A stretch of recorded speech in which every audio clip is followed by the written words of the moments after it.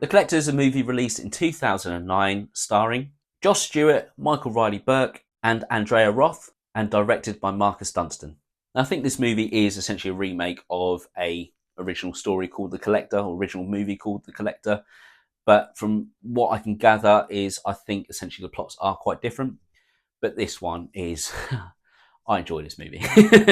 So the movie centres around Arkin, who's a constructor working on a rich person's house, played by Michael Riley Burke. And basically, he's got problems of his own. His wife is in debt with loan sharks. He's got a young kid with her. He needs to protect her and needs to pay the money back, but his salary isn't quite cutting it. So he decides, as an ex-con, to go into the house of his employer and perform a heist, steal something out of the safe, which will pay off the debt. So he goes into the house, unaware that actually there is also someone else in there, and that is a serial killer called the Collector, who has already taken hold of the family that live there, including, well, the dad, mum, that's it actually, and is torturing them as he's inside the house. He doesn't realise that until essentially he's already in there, but he almost gets caught by the Collector several times. And what's really cool about this movie is the cinematography behind it, because it just highlights just how close he comes to getting caught, and does a really good job as well of illustrating the threat or posed by the Collector. There's a number of traps, or number of deadly traps, laid out throughout the house. So not only has he got to be wary of the Collector himself, but also the traps that are laid out, because they will kill him too.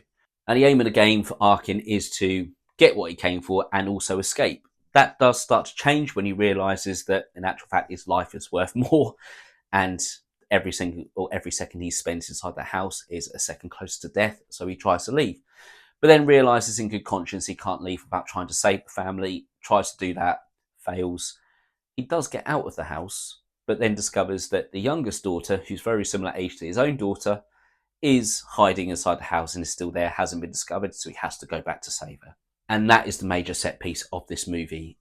Everything before that is superb, but the fact he's had to go back in, just, there's a little bit of an issue with this movie at the very beginning, and it's the fact that you've got to feel sympathetic toward, or sympathy towards, Arkin. In actual fact, he's a bad person. The fact he's an ex-criminal, he's not reformed, he's going back in to steal from a family who've done nothing but showed themselves to be decent people.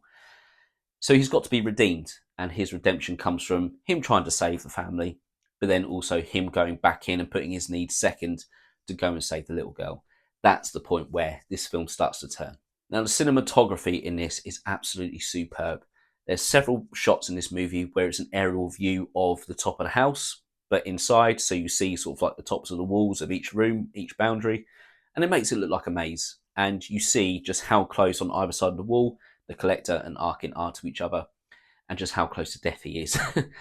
And yeah, it's just fascinating. You highlight sort of, we focus in on the silent footsteps of each one, where each one is, how quickly they're moving, and it's just, it really does grip you, even though it's an hour and 20 minutes or so of, one location almost, a bit like a play, but it is just, you can't look away from it. It's absolutely brilliant, this movie.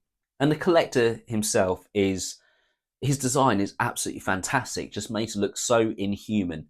The mask that is worn and the sparkle in his eyes, not, nice, but it's like a glint that makes them almost look as if they are sort of on night vision, or a bit like a rodent caught at night, sort of the way they're reflecting back at people.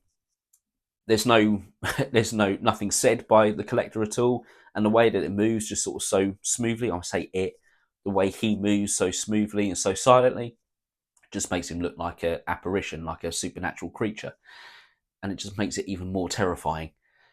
And yeah, just the idea of him just being inside the house, setting up traps like he's Kevin McAllister, but evil. So Jigsaw. But yeah, it's absolutely incredible, this movie. And we do get a little bit of a teaser as to what the Collector is all about, what his sort of driving force is, what his intentions are with people who he comes across.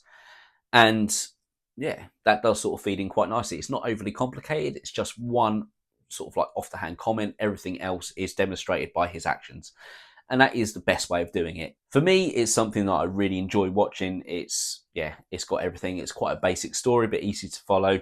It's, it's not shying away from what it is. It's quite brief, but just the story is absolutely fantastic. For me, 4 stars.